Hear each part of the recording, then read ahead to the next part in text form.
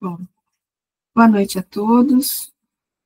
Então, hoje, dia 17 de fevereiro de 2025, nós damos prosseguimento aqui aos nossos estudos, e hoje nós vamos abordar um versículo que está no capítulo 10 de Mateus, versículo 23, e que diz o seguinte: quando, pois, vos perseguirem nessa cidade, fugi para outra, porque em verdade vos digo que não acabareis de percorrer as cidades de Israel sem que venha o Filho do Homem. Então, pessoal, antes da gente começar realmente a comentar sobre esse versículo, vamos ver aonde que ele está dentro do Evangelho, tá? Ele está dentro do capítulo 10, né? Mas esse capítulo 10, ele tem uma particularidade, que ele recebe o título de Missão dos 12, né? Ou Sermão para os 12 discípulos, conforme as traduções. E ele tem um aspecto que eu acho, particularmente, interessante, que é o seguinte: o capítulo 9, né, o finalzinho do capítulo 9, antes de iniciar esse capítulo 10, o capítulo 9 acaba assim, olha: vendo as turbas, compadeceu-se delas, Jesus compadeceu-se delas, porque estavam maltratadas e abandonadas, como ovelhas que não têm pastor. Então diz aos seus discípulos: a colheita é grande, mas os trabalhadores são poucos. Rogai, portanto, ao Senhor da colheita para que envie trabalhadores para a sua colheita. É interessante porque Jesus está vendo ali que a gente até comentou um pouquinho sobre esse trechinho, né, dias atrás, mas o interessante é que Jesus está vendo que, como está ali no 37, né, a seara é grande, né, a seara é grande e são poucos os trabalhadores, né? Então, a gente lembra que tudo que Jesus falou, ele não simplesmente falou, mas ele falou e vivenciou todas as lições que ele deixou para a gente, não é? E aqui tem um exemplo disso, porque ele está dizendo que há necessidade de mais trabalhadores, porque existe muito trabalho nessa seara e os trabalhadores são poucos. Então, o que acontece? Acontece que no capítulo 10, ele vai formar esses trabalhadores. Então, é o sermão para os 12 discípulos. Então, começa do 1 ao 16, do versículo 1 ao 16 desse capítulo, ele está dando orientação aos discípulos. Ele vai enviar os discípulos 2 a 2 para as diversas cidades, para diversas regiões. Então, ele vai dar orientações para o trabalho desses discípulos nessa viagem. É a primeira missão, grande missão, vamos dizer assim, dos discípulos. Ainda eram discípulos, né?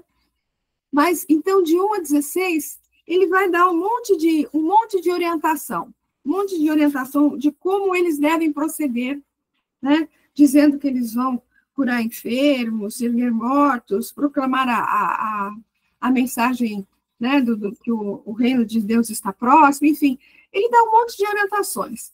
Depois, do 17 ao 33, ele fala que nessa missão eles vão poder passar por perseguições. No 34 ao 39, ele fala das divisões, que é aquela parte que ele fala: não penseis que vim trazer a paz sobre a terra, né? Que ele fala que ele vai separar o homem do pai, o filho da mãe, enfim, ele fala das divisões que podem acontecer. E do 40 ao 42, ele fala de quando eles poderão ser bem recebidos, né? Mas por que eu deixei em vermelhinho essa parte aqui dos perseguições? Porque o versículo que a gente está estudando está aqui dentro dessa parte, desse sermão dos 12. Então, é um versículo que faz parte de uma orientação que Jesus está dando para os 12 discípulos para a missão que eles vão executar, que é esse versículo que a gente, então, vai abordar hoje. Tá certo? Então, é essa colocação que eu queria fazer antes de iniciar a reflexão, né? Alguém quer comentar alguma coisa?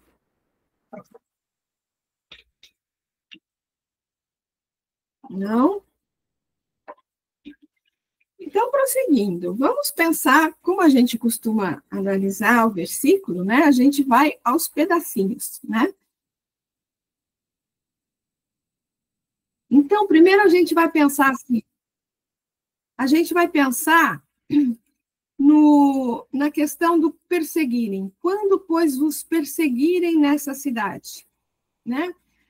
Bom, se você está sendo perseguido, você está passando por alguma dificuldade. A gente pode encarar, né, essa perseguição, vamos dizer assim, como uma certa dificuldade, um aborrecimento muito grande que você está passando. Pode ser comparado a uma prova, a um testemunho, né? Alguém que está te fazendo, está te prejudicando de alguma forma, né? Então, se alguém que, por exemplo, está te prejudicando de alguma forma, que se considera, vamos dizer assim, seu inimigo, né?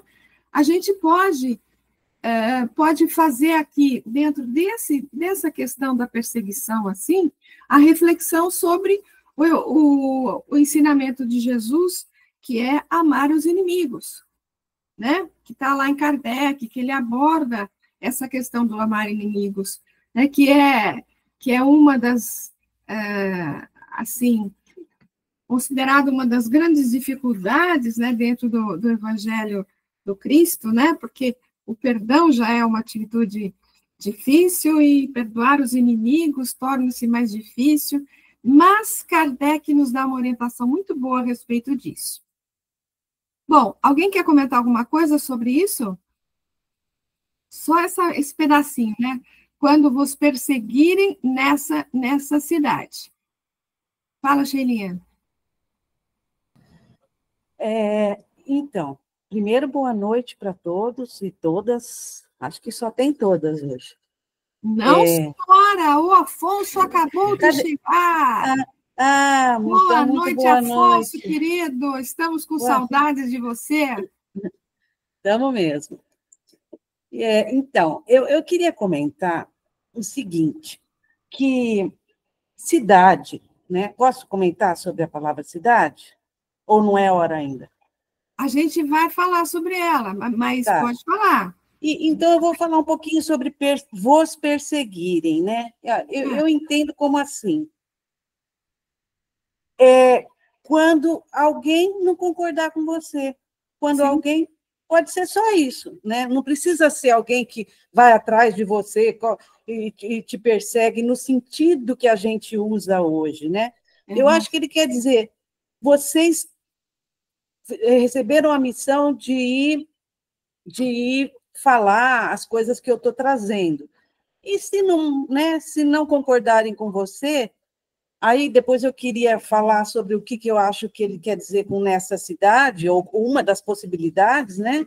E aí depois a gente fala sobre outras coisas, aí o fugir e tal. Mas vos perseguirem pode ser qualquer coisa, pode ser uma coisa mais Ué, você caiu? Eu caí? Não, voltou. É que parou de falar? Mas eu parei, eu passo. Não, tá bom, então tá. Então, com relação a essa questão que você levantou, a gente lembra, inclusive, eu ia até falar depois, mas eu vou falar agora também, a gente lembra, inclusive, que dentro desse mesmo capítulo, capítulo 10 de Mateus, só que um pouco antes, versículos de 12 a 14, ele fala o seguinte, ó, ao entrares na casa, saudai-a, e se a casa for digna, venha sobre ela a vossa paz. Se, porém, não for digna, retorne vossa paz para vós. E se ninguém vos receber nem ouvir as vossas palavras, saindo daquela casa ou cidade, sacudi o pó de vossos pés, né?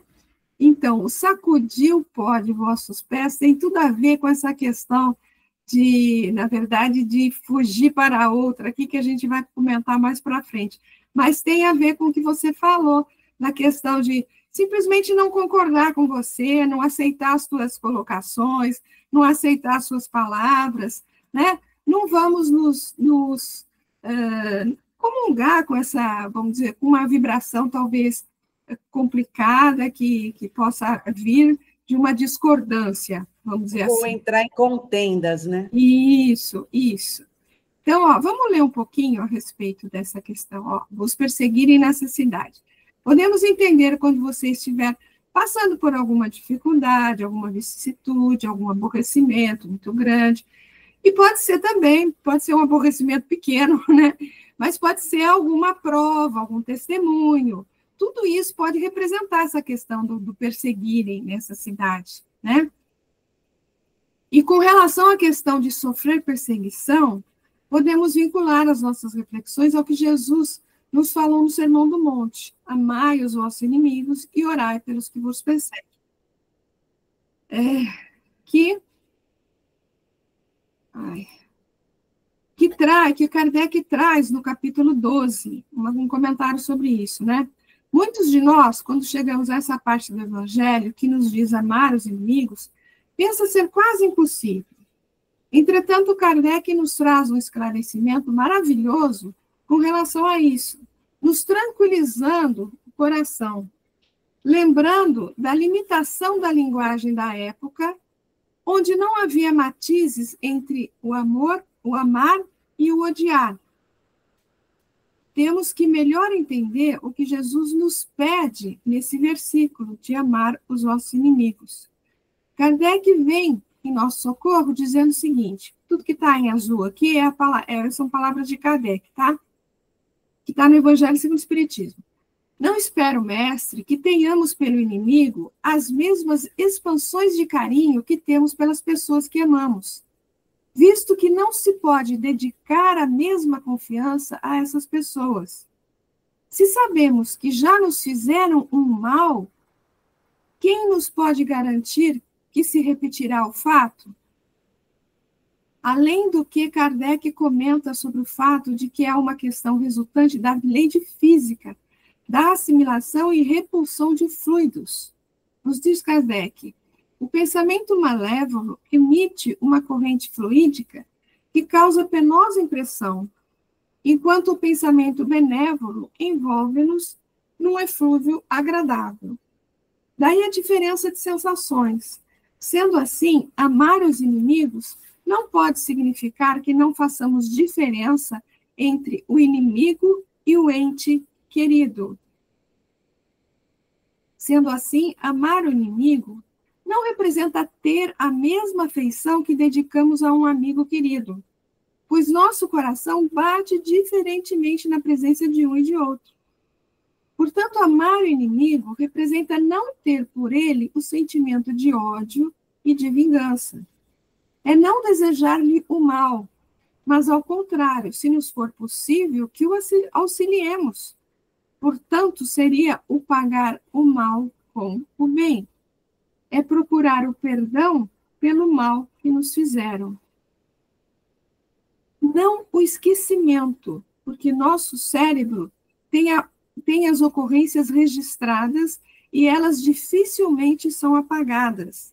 Mas é trabalhar a questão do perdão no sentido de que, quando nos lembrarmos do ocorrido, a lembrança não mais deixa nosso coração dolorido. Nesse momento, teremos atingido o perdão daquela ofensa. Tudo bem, gente? Alguém quer comentar alguma coisa aqui? Fala, Aninha. Boa noite a todos, a todas, a todes. A todos engloba todo mundo e podemos parar no todos. É porque agora estão falando até dos achocolatados, né? Então, vamos lá. Eu estava lendo num livro, Carbar Responde. Ah, tá. É muito bom esse livro, né? A Psicofonia do Altivo. E aí pede-se informação a ele, como uma orientação, como se deve seguir quando uma pessoa aparece para um atendimento fraterno muito, mas muito magoada, por exemplo, com alguém que matou um ente querido seu. Então, até o altivo, o Caibá responde a seguinte coisa, que é uma questão de tempo. Então, ele diz, não pretenda que isso suma do seu coração, não com essas palavras, mas a ideia é essa, que isso se apague do seu coração tão rapidamente. Então, num segundo momento, você vai conseguir ir abrandando esse sentimento. E aí fala naquela outra lâmina do início, né, de mudar de cidade, eu penso que seja exatamente isso. Você, na verdade, muda de sintonia, você vai mudando de sintonia à medida que você vai aprofundando os seus conhecimentos. Aí eu achei tão legal essa passagem do Caibá que eu quis dividir aqui com vocês, compartilhar. Obrigada. Muito bom, Aninha, muito bom mesmo. E é bem essa questão da questão que você falou aí da vibração da cidade, é que a gente vai ver aqui, ó. Retornando ao nosso versículo, quando vos perseguirem nessa cidade, fugir para outra, repetindo, né? Quando vos perseguirem, pode representar isso aí, né? Passando dificuldade, vicissitude, aborrecimento, prova, testemunha. Então, o que fazer, né? Simplesmente seguir sua vida. Passa, deixa passar, tudo passa. Com o tempo, como você falou aí, né? Não se prenda àquela situação que pode conduzi-lo a uma vibração complicada que pode prejudicar seu crescimento espiritual. Porque, veja, na sequência ele fala, fugir para outra. Mas a gente também precisa entender bem o que é esse fugir, né?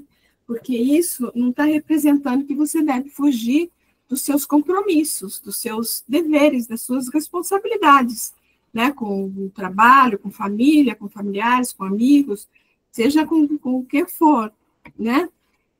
Mas que aquela vibração daquela cidade que está te perseguindo não te envolva no sentido de fazer cair teu patamar vibratório e te deixar preso a ela. Não, então foge disso. Como a gente falou naquela coisa de balança o pé para sair o pó da sandália, né? Que você possa dar seu testemunho com serenidade, com tranquilidade, com resignação, aceitando a existência de uma certa dificuldade, mas entendendo que ela vai passar com o tempo, como a Aninha acabou de falar aí. Portanto, foge no sentido de prossiga a tua jornada, porque na sequência ele fala fugir para outra, porque você certamente vai ter outras dificuldades, outros aborrecimentos, outras provas, outros testemunhos que você vai enfrentar. Afinal, ele falou para a gente que no mundo tereis aflições. Então, se você está numa condição, né, numa casa, numa cidade, como está aqui no outro versículo, né? Se ninguém vos receber nem ouvir as vossas palavras, saindo daquela casa ou daquela cidade, sacudi o pó dos vossos pés. Sacudir o pó dos vossos pés quer dizer o quê? Tenta sair daquele tipo de vibração, daquele tipo de incômodo que te trouxe aquilo, né? Tenta deixar aquilo para trás e busca outras experiências, outras oportunidades, né, de crescimento, enfim. Algum comentário?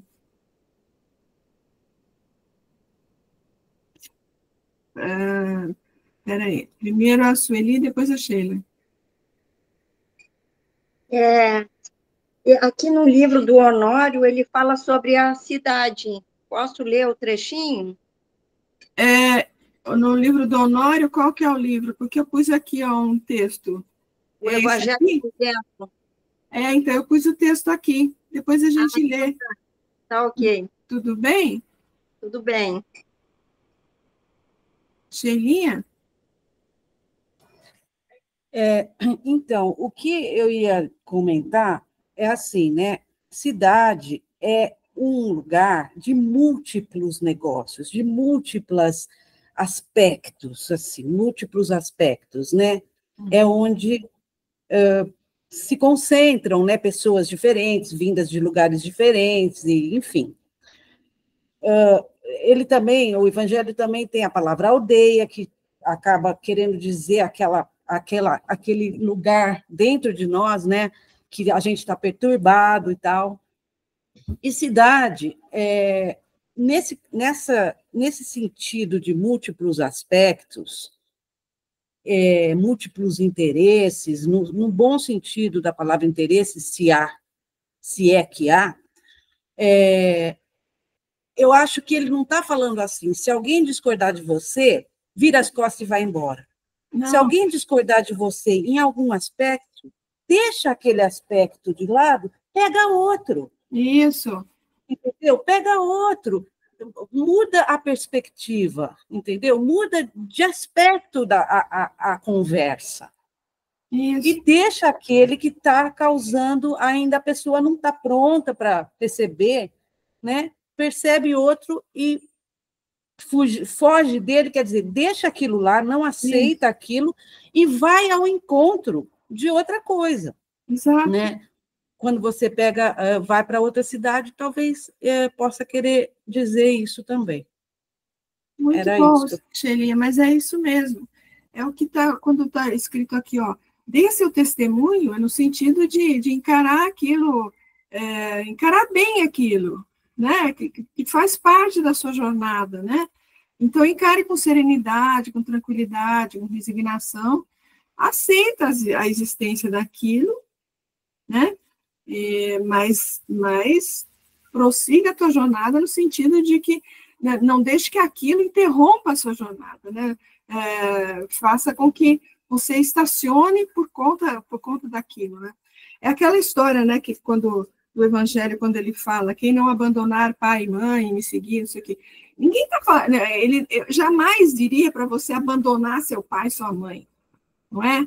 Mas é o seguinte, se eles estão numa outra jornada, uma outra condição de vida diferente, que vamos dizer assim, não é a jornada que nós estamos fazendo no sentido de aprimoramento da nossa jornada. Eles não estão nessa, né, com esses objetivos espirituais. Você tem que simplesmente respeitar o trajeto que eles estão fazendo, que é diferente do seu, respeita, né? Não é no sentido de abandonar, deixa aí, não quero nem saber o que vai acontecer, vai embora, larga a mão, não é isso, né? Mas é no sentido de respeita. Permita que eles tracem a trajetória que eles querem traçar, não há por que entrar em conflito, entrar em discordância, né? Ou seja, se você entrar em conflito, discordância, você vai piorar a situação, né? Piorar a sua situação. Você não vai dar o seu testemunho com serenidade, como está escrito ali, né? Com resignação, com aceitação, né? Entenda que eles estão no outro caminho, continue traçando o seu, mas se houver necessidade de ampará-los, é lógico que você vai ampará-los, né? Como disse Kardec ali, e se houver necessidade, se houver a possibilidade de você auxiliar o seu inimigo, que você auxilie, né? Que você auxilie. Então, não é questão de simplesmente abandonar no sentido de eu não quero nem saber mais, se você se dane. Vamos dizer assim, você que se dane. Né? Não é bem isso, né? Não é assim. Glorinha.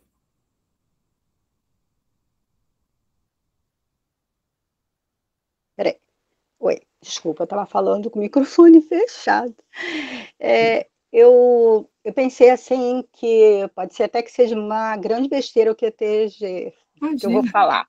Mas é o seguinte, ao longo das múltiplas existências da nossa vida atual, a gente vai acumulando determinadas experiências positivas, experiências negativas, e aquilo vai ficando registrado dentro da gente como espírito, né? Dentro do nosso consciente e do nosso inconsciente atual, né? Então, aquilo fica ali registrado. Quando existe uma determinada experiência de fora, e que atinge aquilo que já foi registrado dentro da nossa alma, aí pode haver o conflito. E esse conflito, tá aí, talvez se chama cidade. São as diversas cidades, os diversos conflitos das diversas experiências que a gente vai acumulando na nossa vida, que pode gerar um conflito atual. Então, quando ele fala assim, vai para uma outra cidade, ou seja, deixa esse conflito, dá tempo ao tempo, que depois você pode novamente revisitar de uma forma mais branda, compreendendo melhor, diluindo melhor essa experiência negativa que está dentro do seu ser, do seu self, né? Dentro do seu ser. E aí você vai evoluindo de uma forma melhor, mais branda. Eu não sei, eu vejo assim essa cidade como os diversos registros das experiências ao longo da nossa existência como espírito. Exatamente. Pode ser besteira, mas não, viajei, não sei. Desculpa. Não, absolutamente, foi ótimo. A gente, inclusive, vai falar sobre isso mesmo, porque toda a passagem, todas as passagens, pelo menos a maioria, né? A gente pode pensar no aspecto coletivo e a gente pode pensar no aspecto pessoal, no aspecto íntimo, o que isso está fazendo para o meu interior, né? Então, como você falou, a gente traz, em cada existência, a gente traz as tendências que nós adquirimos, né, dos hábitos antigos, que a gente traz aí das outras existências. E essa é a nossa grande luta em cada reencarnação, né? Fugir dessas tendências, desses hábitos antigos, né, que nos trazem também certas vibrações das quais nós temos que tentar entender, melhor trabalhar e deixar de lado, né? E deixar de lado. Se fosse assim, visitar as diversas cidades que existem dentro da gente. Entendeu? Isso, exatamente. Ou seja, cidades. Olha, só prosseguindo aqui, depois a gente vai chegar nessa questão aí, no sentido íntimo aí. Ou seja, outras cidades deverá, quer dizer, quando ele fala fugir para outra, né? Só lendo o último parágrafo aqui, porque você certamente terá outras dificuldades, outros acontecimentos, outras provas, outros testemunhos. Ou seja, outras cidades deverá passar, mas também no sentido de buscar novas propostas, novos horizontes, novas experiências, novos aprendizados. Buscar situações que possam nutrir nosso espírito. É aquela busca incessante de renovação, de crescimento. É o que você falou. É o nosso consolo. É o que ele diz. E o nosso consolo é o que ele diz na sequência.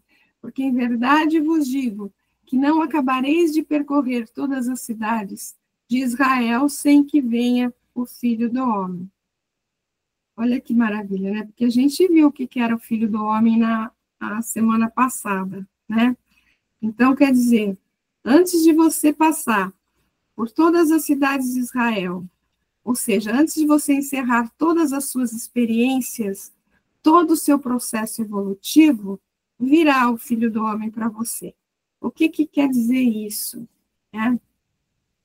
Primeiro, quando a gente tem que lembrar que toda vez que no Evangelho é tratado fala de Israel, né, a gente tem que pensar como toda a humanidade, como todo o nosso processo evolutivo, né? Então, ele fala que o Filho do Homem virá, né, que sem que venha o Filho do Homem. O que quer dizer isso, né? Que Jesus vai aparecer para você? Claro que não, né? Lembra que a gente falou de semana passada? É aquela capacitação do espírito, depois de passar por muitas situações, que lhe permitiu um aprendizado, uma condição espiritual mais elevada, sublimando sentimentos, conquistas, virtudes. Então, o Filho do Homem, lembra que a gente falou que é tudo isso aqui, que é uma capacitação do espírito? Então, todos nós somos filhos de homem, gente. Só que cada um de nós está num certo patamar. Então, a cada dificuldade, a cada situação, a cada momento de aprendizado, a gente está melhorando essa condição espiritual, a gente está melhorando o posicionamento da nossa condição de filho do homem. Então, essa capacitação do espírito que permite que você passe por todas as cidades, sabendo que pode enfrentar outras, e ter a fé, a confiança, a boa vontade de que saberá fugir dessas também, mas não no sentido literal. Como já dissemos, não significa escapar da obrigação proposta pelo Senhor, mas adequar-se ao novo capítulo de atividades, adequar-se a uma nova situação, a uma nova experiência, é a resiliência, a aceitação, o crescimento. Sabendo que o mundo em que vivemos agora é uma seara extensa e que nos oferece grande quantidade de experiências, que nos trazem aprendizado e crescimento, fugir significa passar moralmente íntegro e acrescido de mais essa experiência e de mais um degrau alcançado na sua evolução. Podemos, talvez, entender? Fala, Lilian. Ao exemplo disso, boa noite novamente também. Boa noite. Ao exemplo disso, bem prático, é o nosso estudo aqui. Nós estamos em 16. Então, a cada vez que alguma está falando alguma coisa, tem um pensamento surgindo diferente na cabecinha de outra que está ali. Então, é assim, sem violentar consciências, cada uma está entendendo dentro do seu grau, não é? Então, quando você fala alguma coisa, por exemplo, né? A Sueli já entendeu. Só que a Lilian ainda está tentando saber o que a Valdete está falando. Eu estou patinando. Aí outra colega fala alguma coisa, mas aquilo ali eu já entendi. Então eu vou fazendo o meu raciocínio. Ninguém está me obrigando ao meu pensamento. O legal do estudo é isso, porque você joga o estudo, todo mundo coloca o seu pensamento e você vai sedimentando o teu, na verdade. No final, todo mundo vai chegar. Só que uns chegam mais rápido, outros chegam devagar, e assim vai indo, né? Muito legal essa colocação. Muito obrigada, tá? Obrigada a você pela tua colocação. Seguindo mais um pouquinho, gente, podemos talvez entender que o espírito foge, então, como vocês já disseram, fogem da sintonia com a vibração daquela situação. Né? Ele está falando de cidades. Mas a gente pode falar, como a Sheila falou, de aldeia, de comunidade, de família, de grupo de estudo, de grupo de trabalho, ou seja, da sintonia, da vibração daquela situação, seja ela qual for. Ela não se corrompe, ela não perde o patamar da sua vibração, porque ele terá o Filho do Homem no coração.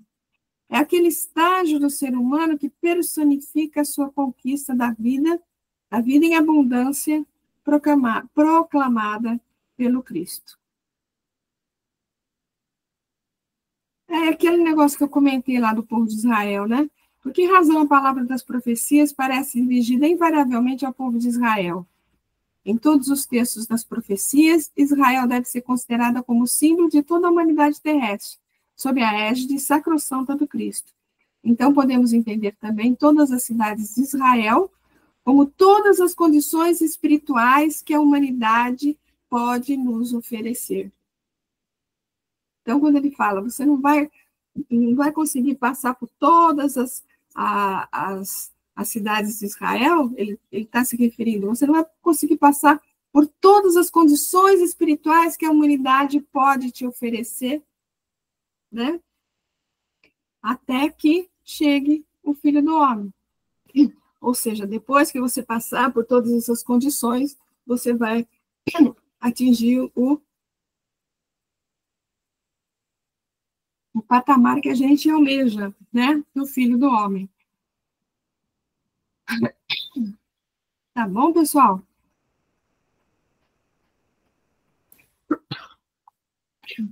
Algum comentário? Só prosseguindo mais um pouco. Podemos também entender essas diversas cidades. Olha aqui vem o que a Glorinha estava falando. como as diversas existências para as quais o Senhor nos encaminha, as diversas moradas da casa de meu Pai, as diversas reencarnações, e que em cada existência há que se fazer um esforço no sentido de abandonar, fugir das tendências trazidas das existências pretéritas e buscar o Filho do Homem, o eu crístico existente dentro de nós. E que vai se manifestar no sábado da sua existência. Lembra disso, que a gente viu isso semana passada? Lembra o que comentamos? Sábado, fim de etapa, momento de aferição, momento de dedicação ao Pai. A chegada do Filho do Homem para a nossa condição espiritual não deixa de ser o fim de uma etapa, um momento em que todos os nossos minutos, segundos estarão conectados com Deus. Alcançamos um patamar diferenciado, elevado, deixa eu marcar um negócio que está errado aí, elevado, conectado com Deus. Será o momento que poderemos dizer, eu e o Pai somos um.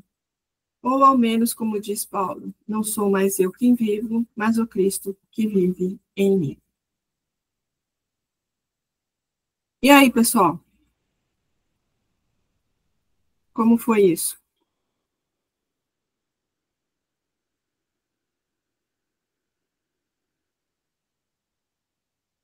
Estão todos... Como é que é? Respirando sem auxílio de equipamento? Eu chamo de mutismo reflexivo. Mas podem falar, podem refletir. É sempre bom quando vocês se manifestam. Sempre acrescenta, viu, gente? Sempre acrescenta. Às vezes o cara começa a falar aí e fala assim, não sei se eu estou certa. Eu acho que foi a Glorinha que falou isso. Não, está sempre certo, gente. Está sempre certo. Se veio na tua cabeça naquele momento, está sempre certo. Didiminha!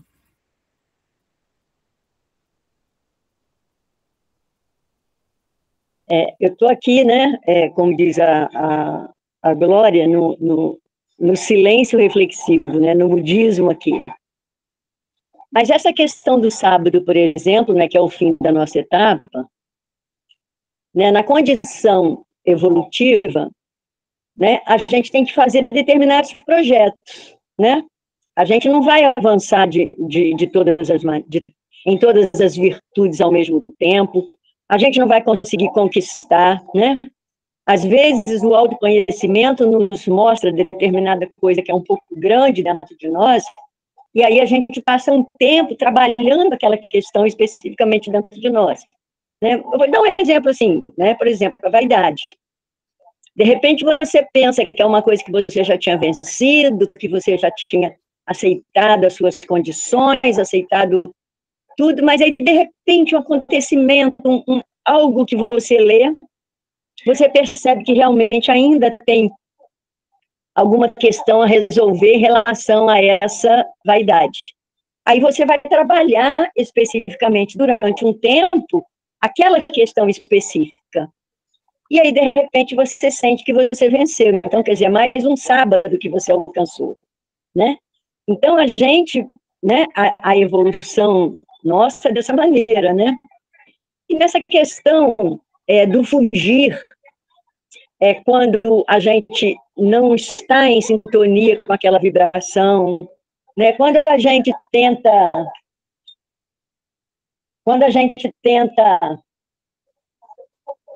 oh, meu Deus. Quando a gente tenta fazer-se compreender e as pessoas não nos compreendem, né? O que a gente tem que fazer? É realmente o sentido do fugir. Não do fugir no sentido literal, né, do nosso vocabulário material, mas no sentido de nos afastarmos daquela situação, né? E, acima de tudo, compreendendo o tempo do outro, né, que os nossos tempos são completamente diferenciados, né? Mas seria um caso, por exemplo, né, eu nem gosto muito dessa passagem, né, de julgar pérolas a porcos, não gosto muito dessa passagem, não. Mas é quando você sabe que não adianta você tentar convencer alguém de uma determinada coisa, que você sabe que aquela pessoa ainda não tem condição, não tem maturidade para compreender. né? Então, aí você se afasta, né? Esperando o momento oportuno de quando o tempo novamente te apresentar aquela mesma situação, porque a gente sabe que a nossa vida é uma roda, vai e vem. Então, hoje nós estamos encontrando com tantas pessoas que estavam afastadas de nós há tanto tempo, né? E se alguém se afasta, ou se nós somos, né, nessa situação do estudo de hoje, vamos dizer assim, levados a nos afastar, não nos preocupemos, que mais lá na frente a gente vai voltar a esse mesmo passo, a essa mesma questão, né? E vamos aí, de repente, juntos, novamente, né? Até caminharmos juntos a partir daí da frente, né? Muito bom, querida. Muito bom, isso mesmo. Denise? É que me veio agora, porque foi uma frase que a minha filha falou, porque eu sou arquiteta e trabalho muito com pedreira, essas coisas, ajudante, essas coisas. Aí a minha filha virou para mim e falou assim: mãe, você acha que está se fazendo ser entendida, mas você não está falando de uma maneira que eles possam entender. Por isso que você tem muito assim, controvérsias com eles, vive sempre batendo. Você tem que analisar o seu modo de falar com aquelas pessoas. Você não está sabendo se comunicar com eles. E isso me veio agora na cabeça. Nossa, isso já faz tantos anos, mas agora me veio isso na cabeça. Né? Porque às vezes a gente está falando, mas nós estamos entendendo o que nós estamos falando. Mas será que eu estou sendo clara para o outro? Isso me veio agora assim na cabeça. Que a gente teria que refletir também a maneira de nos expressarmos. Porque trazendo para dentro dessa passagem aqui que a gente está estudando, né?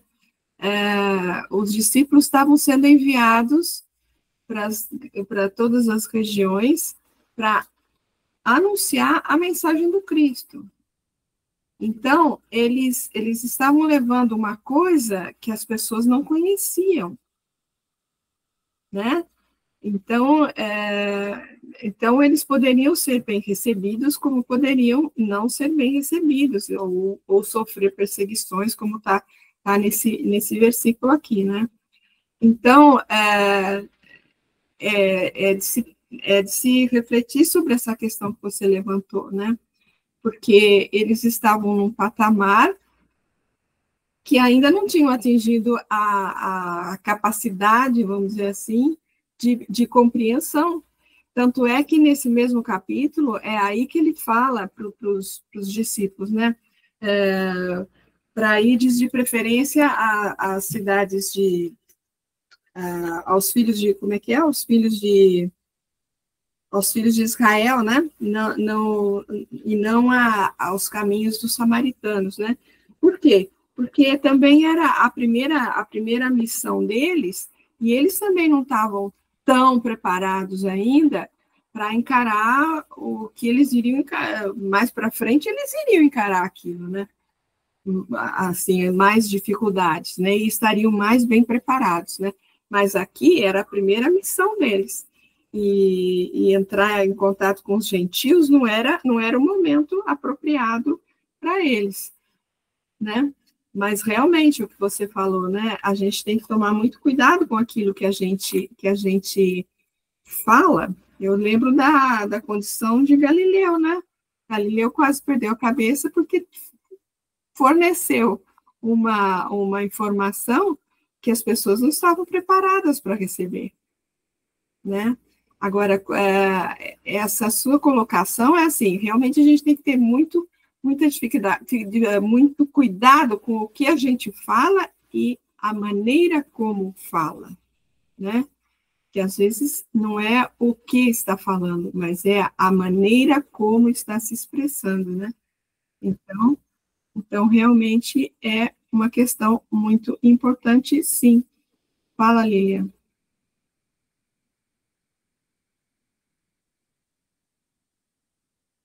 Se você está falando, nós não estamos ouvindo. Desculpa. Para falar também para a pessoa com quem você está falando. Isso também é o terceiro ponto, o que você fala, né, o que você quer transmitir, a maneira com que você vai falar e para quem você vai falar. Porque é como vocês colocaram, não é todo mundo que está pronto para receber. Eles não podiam falar com os gentios, porque os gentios nem sabiam de nada, eles iam sair torrando de lá, se eles fossem falar no prometido, né? Então, ali nos judeus, eles já estavam preparados, já tinham Deus, alguma coisa que eles criam, eles tinham certeza na época de alguém. Então, mas só que a gente tem que saber, como você colocou, Valdete, o solo, né? O solo está fértil para jogar semente, essa semente vai germinar, então a gente não pode arriscar. E aí é como eu coloquei, não dá para violentar consciências. Você não vai poder impor o que você quer impor para uma cabeça que não entende, não adianta. Porque muitos veem a nossa doutrina, só que muitos também saem. Eles chegam, mas não é aquilo que eles querem, na verdade. Eles vão por sei lá, curiosidade, alguma coisa, ou por achar que a doutrina vai resolver o problema deles, e não é isso, não é? Exatamente. Jesus veio para... A nossa doutrina é o consolador, ela é consoladora, ela não veio resolver problema de ninguém. Ela nos mostra como é que nós devemos fazer, né? E nós é que temos que resolver a questão, não podemos terceirizar para ninguém. Né? Muito obrigada. Muito obrigada a você. Sheilinha? Depois a gente pega aqui com o texto. Eu só queria falar que talvez também que Jesus estava orientando os orientandos dele, né, os discípulos dele, que não estavam prontos. Eles não tinham ainda encontrado, entre aspas, o Filho do Homem neles mesmos, né? Eles estavam sendo preparados para isso. Então, a gente está falando dos discípulos como se eles estivessem prontos, como se eles, nessa arguição, estivessem, sabe, prontos, né? E eles não estavam. Então, essa questão falada pela Denise é muito importante, sobre eles olharem como que eles estavam fazendo e refletirem sobre como eles estavam entregando essa palavra, essa mensagem, esse conceito. Isso é muito importante para todos nós sempre, né? Eu achei muito legal esse aspecto, né, da questão. Era isso. Muito bom. Maria Cristina?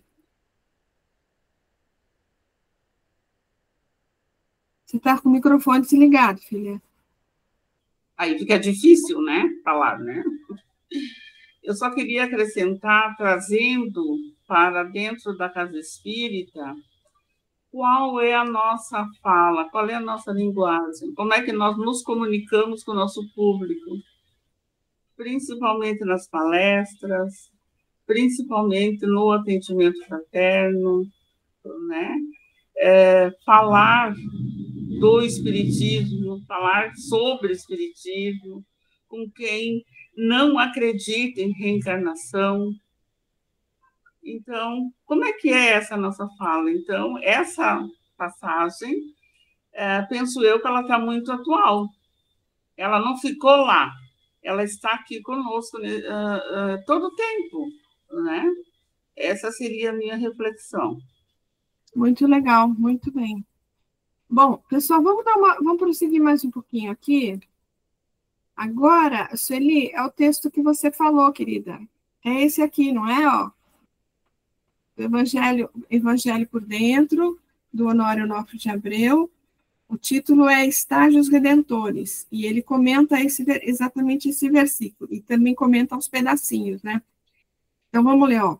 Quando vos perseguirem nessa cidade, recomendações sábias de Jesus aos discípulos, são mensagens de amor e sabedoria a todos os corações que jornadeiam de encarnação a encarnação, de condição a condição, de circunstância. sempre buscando a própria felicidade através do aperfeiçoamento contínuo. Sem dúvida, o texto se reporta à condição dos discípulos em pregação da verdade num tempo de limitações e lutas árduas, em que as perseguições religiosas e políticas ameaçavam a qualquer. Todavia, a orientação guarda expressões profundas no que concerne à nossa evolução para Deus, pois Jesus, Senhor e Mestre, conjuga valores para atendimento de almas infantis, jovens e maduras em termos morais. Toda perseguição se dá por efeito de choque de propostas, que terminam por ferir interesses. E como nossos hábitos adquiridos ainda funcionam em bases de pouca ou nenhuma reflexão, sem discernimento, reagimos como feras, obedecendo aos automatismos herdados de nossa retaguarda evolutiva, nos ambientes que formam o reino animal, o precursor da condição humana. O vocábulo cidade resume a proposta sociológica da Terra em clara vinculação com a lei de sociedade. No plano íntimo, cidade, num símile do que ocorre com a vida social humana, representa todos os interesses emocionais e psicológicos a nos ensejarem o clima psíquico de vida, o estilo de comportamento e de lida com as propostas externas da existência. Em Marcos, no capítulo 8, versículos 22 a 26, observamos Jesus curando com saliva e imposição de mãos o cego de Betsaida. O texto diz que o Senhor levou-o para fora da aldeia, cidade pequena, e assim que lhe restabeleceu a visão, passou a ver em profundidade e com clareza, ou seja, com discernimento. O enviou para a sua casa, dizendo, não entres na aldeia. Nessa passagem, encontramos a chave para a cidade, que representa a condição circunstancial de nossa existência, quando saturada de problemas e aflições que nos perseguem. Alguém quer comentar alguma coisa só desse trecho aqui? Depois ele fala do fugir.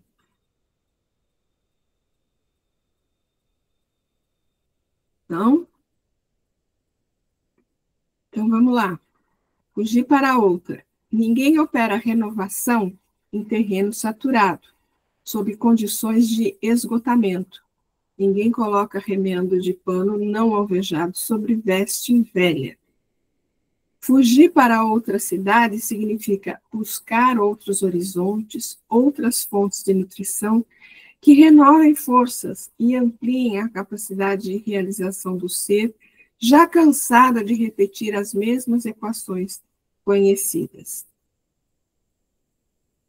Pois amém vos digo que não terminareis as cidades de Israel. As vivências somadas no tempo nos capacitam às melhores escolhas. Por efeito do despertamento de nossos potenciais divinos, e este é o objetivo das reencarnações sucessivas, a nos movimentar forças dormentes e desconhecidas do espírito.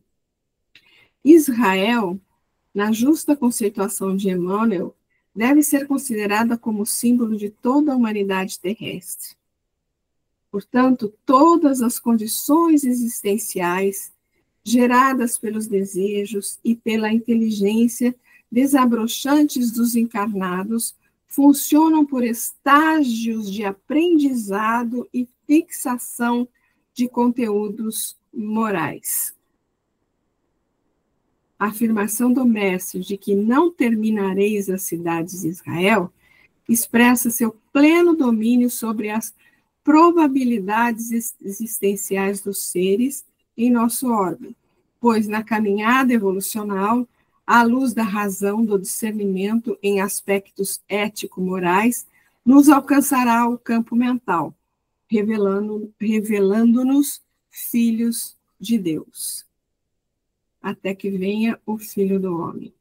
Filho representa resultado, consequência, considerando mecanismos das reencarnações por caminho revelador de nossos potenciais divinos, herdados do grande Pai, a humanidade que se refunde e se aprimora no tempo é o meio em que revelamos os poderes do Espírito que somos, tendo por inspiração e guia o Cristo de Deus.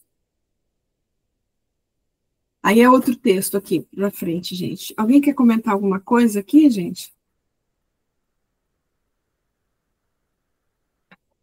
Acho interessante isso aqui, né? As vivências somadas no tempo nos capacitam a melhores escolhas, né? Vão capacitando o nosso espírito e vão nos capacitando a fazer melhores escolhas, né?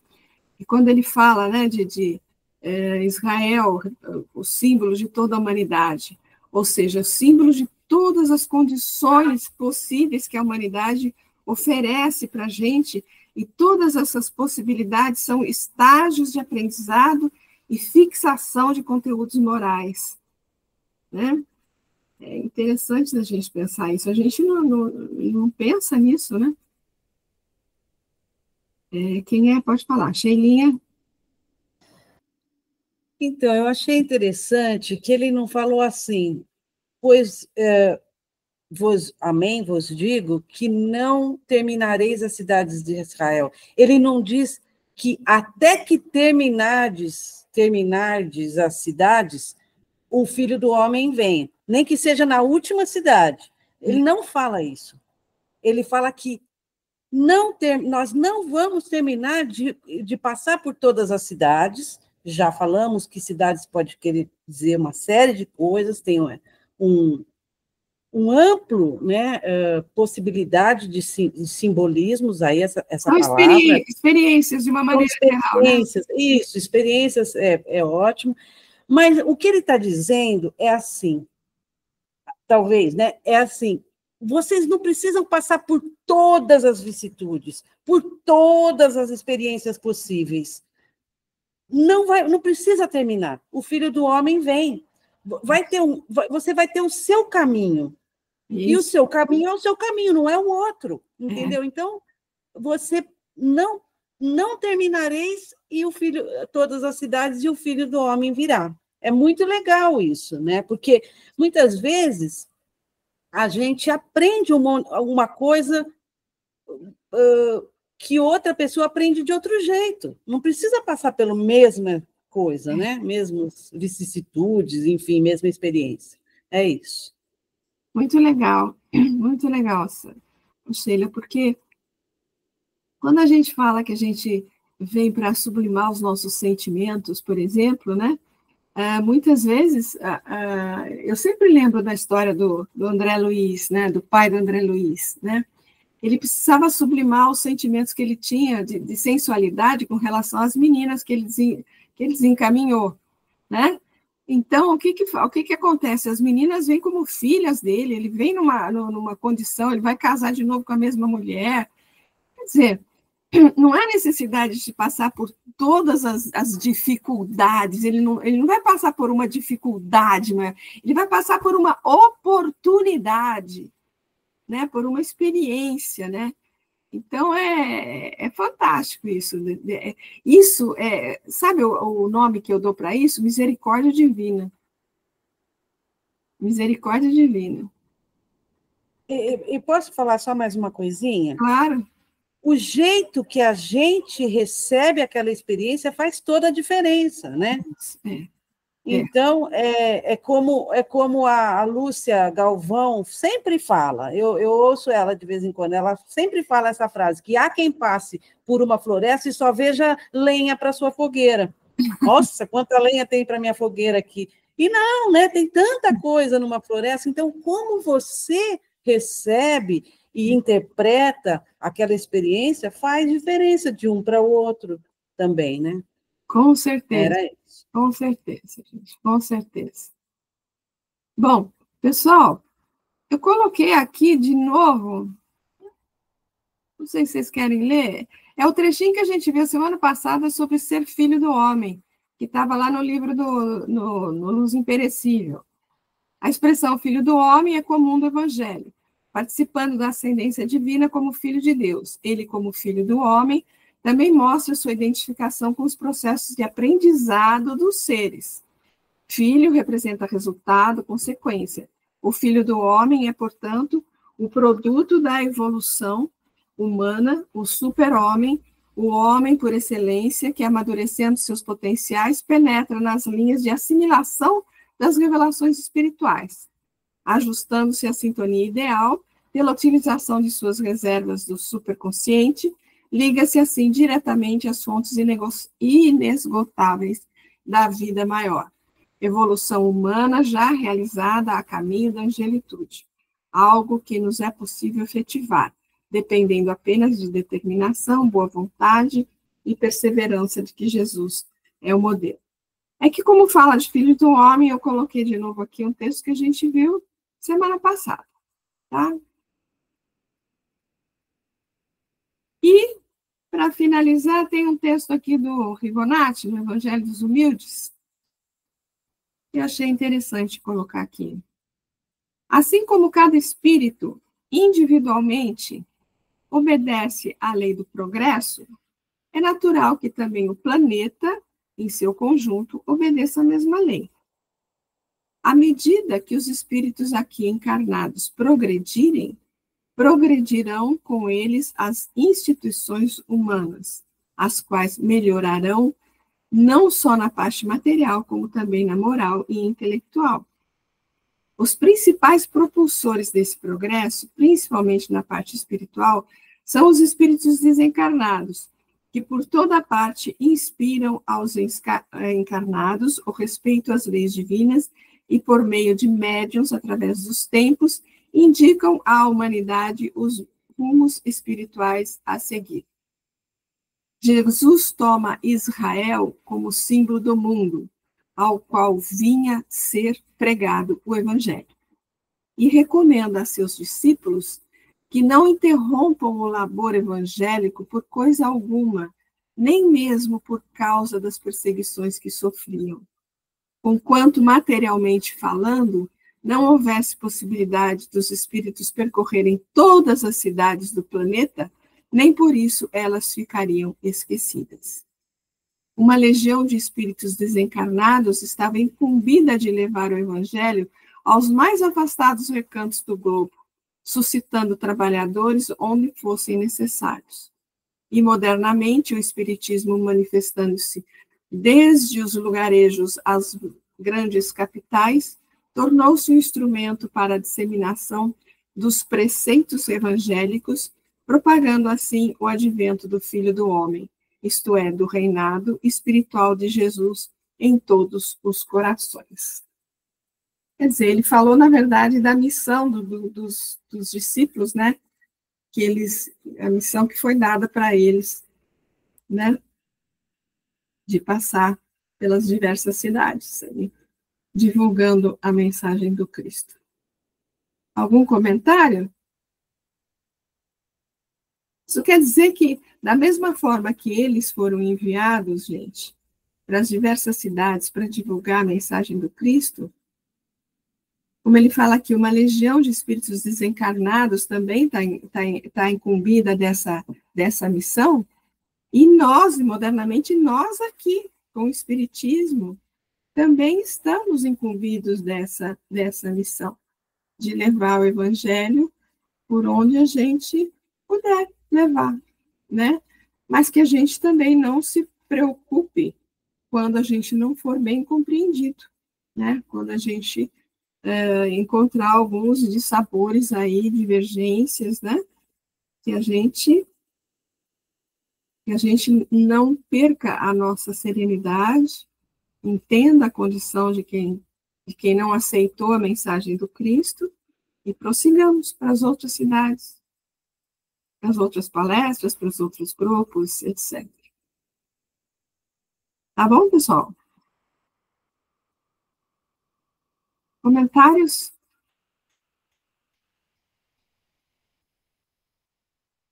A Sheila está com uma carinha de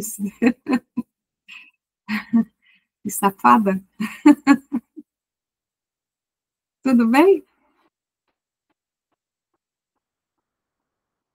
Semana que vem, ó. Curai enfermos, erguei mortos, purificai leprosos, expulsai daimones, de graça recebeste, de graça dai. Que está no mesmo capítulo 10 desse versículo que a gente viu, só que um pouco antes, né? Aquele é 23, esse é 8. Esse está na primeira parte no primeira perícope do capítulo. E eu não sei se nós vamos encerrar esse versículo em um estudo só, tá? Porque se você começar a pensar o que é uma cura, o que é enfermo, o que é erguer um morto, o que é leproso, o que é purificar leproso, o que é daimon, o que é expulsar um daimon, e de graça recebeste, de graça dai. Tem muita coisa aí para a gente refletir. O versículo que a gente viu hoje, a gente já tinha visto há 2 anos atrás. Esse daqui a gente não viu. A gente não viu. Tudo bem, crianças? Esse ano promete, né, Valdete? Começamos. Opa! Sempre, tem que pensar sempre assim. Tá bom, então, pessoal? Eu vou encerrar aqui a gravação. Muito bom.